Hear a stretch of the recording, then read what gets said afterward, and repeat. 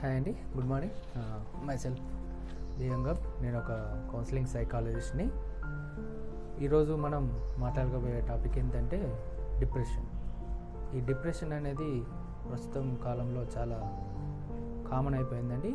ఈ డిప్రెషన్ అనేది ఎక్కువగా ఈ 14 ఇయర్స్ నుంచి 35 ఇయర్స్ ఏజ్లో ఉండే ఎవరైనా సరే, మన జెంట్స్ కావచ్చు, లేడీస్ కావచ్చు, బాయ్స్ కావచ్చు.